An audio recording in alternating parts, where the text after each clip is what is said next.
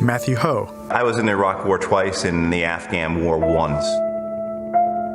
You know, for veterans, these wars have had an impact that lasts for our whole lives. The Iraq War, almost 4,600 American soldiers were killed there. I think as of the first month of 2020, I think that the total number is 4,575.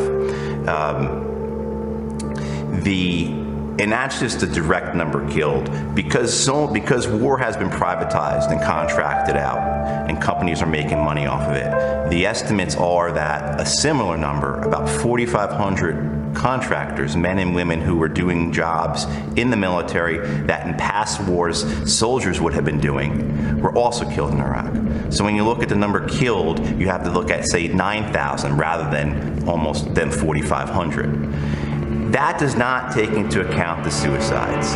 The suicides from these wars, based upon Veterans Administration data, runs between 9,000 and 10,000 killed by suicide. We've also had, tens of thousands of men and women wounded in action. I had Marines in my command who were hit by roadside bombs 9, 10 times during a deployment. This is why I think so many of us who were in these wars are so disgusted by the political system, so upset and furious that people who were responsible for these wars, who had a constitutional responsibility for oversight, just went along with the groupthink, just got rid of any intellectual honesty or moral honesty. 5 years ago, Tales of the American Empire produced Oil from Iraq, explaining the primary reason for America's unprovoked invasion of Iraq was to return control of Iraqi oil fields to Western oil corporations. It also mentioned that Israel supported this war, as did our military-industrial complex. However, recent revelations reveal the primary reason for the war was because Israel wanted Iraq and 6 other Muslim nations destroyed to allow for its expansion. President George W. Bush was rightly blamed for this war, but then Senator Joe Biden was also a proponent. See the video linked in the description. This war was part of a plan for Greater Israel. Americans assume the phrase, "from the river to the sea," refers to a conflict between Israel and Arabs about who controls the land between the Jordan River and the Mediterranean Sea. It actually refers to the land between the Euphrates River in Iraq and the Red Sea, mentioned in the Bible as Jewish lands. The Zionist plan to expand Israel into these areas was ignored by sane people for decades because it's unrealistic and would require the ethnic cleansing of tens of millions of native Arabs. In 2007, former American 4-star General Wesley Clark appeared on a PBS News show to expose this secret plot to destroy 7 countries in 5 years that had been underway since 2003. This seemed crazy until 6 of these 7 countries were destroyed. Iraq, Somalia, Sudan, and Libya were destroyed by American bombs and sanctions, leaving them in chaos. Lebanon and Syria were attacked for years, but their governments held on after Russia intervened. 3 years ago, Tales of the American Empire produced Conquering the Middle East, about the Zionist plot, which continues as Lebanon, Syria, and Iran suffer from American sanctions and frequent military attacks from Israel. The key proponent for this plan is longtime Israeli Prime Minister Benjamin Netanyahu. There is no doubt that he is mostly responsible for the 2003 American invasion of Iraq. Proof appeared years ago that he pushed for war by falsely claiming Iraq was a terrorist state and producing weapons of mass destruction.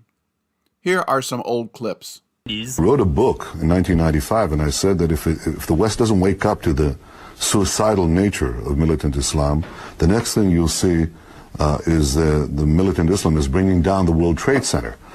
Nations, democracies don't go to war easily, and they usually debate and argue before they do.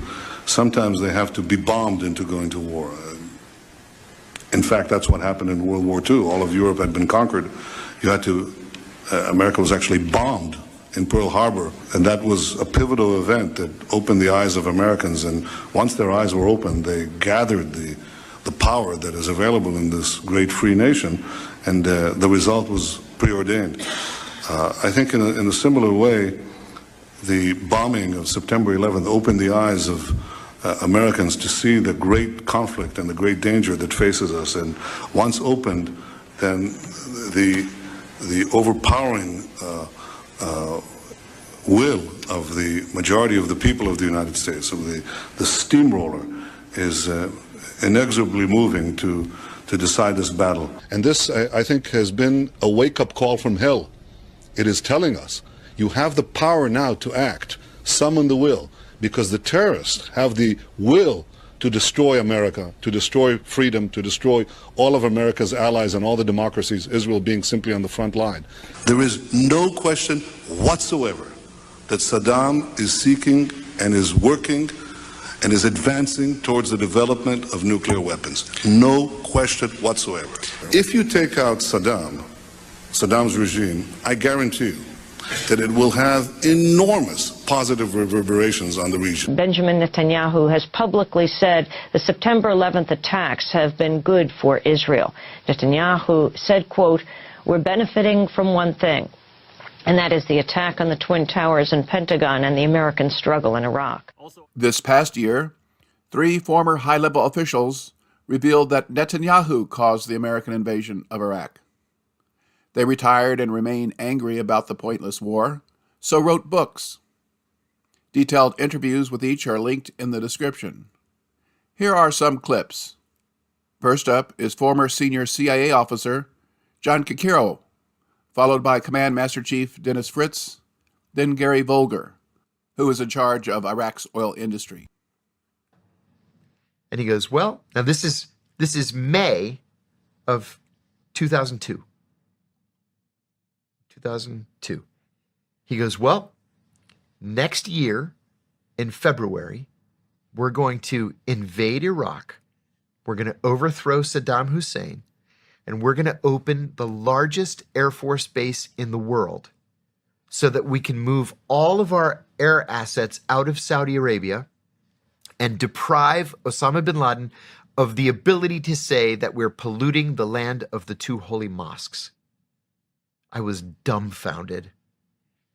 And all I could even blurt out was, but we haven't caught bin Laden yet. And he said, buddy, the decision's been made. And the battle lines have been drawn, he said. He said, CIA is opposed to this, state is opposed to this, and the Joint Chiefs are opposed. But the ones that are for it are OVP, the Office of the Vice President, OSD, the Office of the Secretary of Defense, and the National Security Council. And I said, so the decision's been made. He said, the decision's been made. Yeah. So I walk back downstairs, and the boss says, so you're read in? And I said, are they out of their minds? And he said, yes, they are. But we're not a policy agency. We're a support agency. And if they tell us to invade Iraq and overthrow Saddam Hussein, that's what we're going to do. Did Saddam Hussein have weapons of mass destruction at the outset of that war? Good question, Judge. No. And we knew that he didn't have weapons of mass destruction. And that is why you've heard stories about the Pentagon creating its own intelligence cell. The Defense Intelligence Agency, the intelligence arm of the Pentagon, was telling Wolfowitz and Fife there was no WMD to be found. Also, likewise, the CIA was telling them there's no WMD to be found. But after 9/11, in order to go to Iraq, they had to find a legitimate reason for us to invade another country. And so they were going to find some way to say that, hey, he had WMD. Chief, what was accomplished by invading Iraq? And if you and I were to ask formerly enlisted, now veterans, what were you fighting for? What would the answer be? Well, the answer will be there is no reason that we went to Iraq. There is no reason to be trying to go to war in Iran because it's not in the defense of our nation. As we talked about the book I wrote, Deadly Betrayal. I have a chapter in there called Pawns of Foreign Policy. We in the military, in which a lot of the military are sensing that now, is that we're used in these foreign policy agendas, not in defense of our country, but this so-called code slogan, defense of our interests. And what are those interests? Well, those interests are usually imperialism, just being able to control the resources of other countries. And our military are being used in support of that imperialistic agenda. And we resent that. We signed up to support our country in defense of our country and our Constitution, not to be policing the world. And to give you an example of that, Judge, you notice in the past year, we're having a hard time meeting our recruiting goals. And the reason behind that, the younger generation are more of a critical thinkers than we were. We were indoctrinated to go in the military to defend our country. Well, that's not the case. We're realizing, especially the young folks, with the introduction of social media, that is indeed not the case. We're put in to police the world and to carry out lying, deceitful political agendas in foreign policy, and our military is being used as pawns. We were essentially taking our guidance from Mossad. Our oil policy was made by Mossad back 2002, 2003.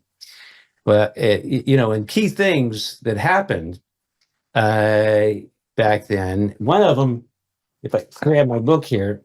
Hold that up because, and there was a problem with the reporting as you got started because some of the intro information got lost. But we've got Gary Vogler's book, Israel, Iraq Oil War.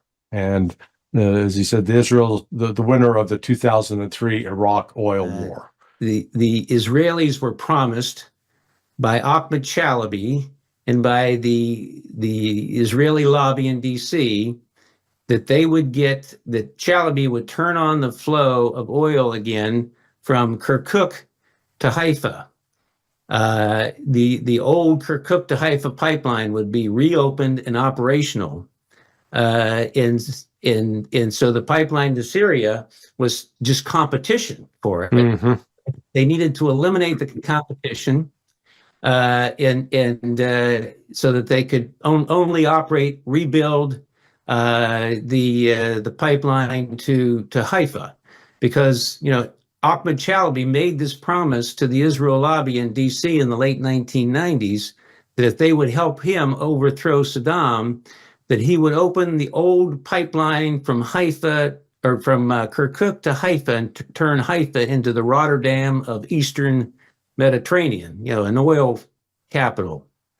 Well, that pipeline, was first built in 1934, and it operated from 34 to 48, and it was shut down because Israel came into existence. Mm-hmm. To replace that pipeline, the Iraq Petroleum Company built the pipeline through Syria to Banias. And so in their mind, they had to eliminate the competition for this pipeline that was going to be resurrected. And in fact, Bibi Netanyahu went to London to get a few $1 billion to not only resurrect the pipeline, but to expand it so it would be exporting over 1 million barrels a day.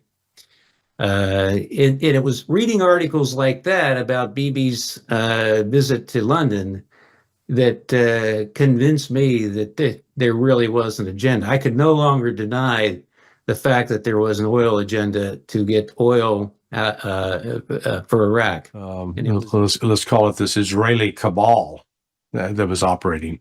Then the U.S. invades in March 2003, and then by July of 2000 or by October of 2003, Iraqi oil is starting to flow to Israel and continues to do so for the next 11 years at least until it starts. Till March of 23. Oh, March of 2023. Yeah. Okay, so 20 years.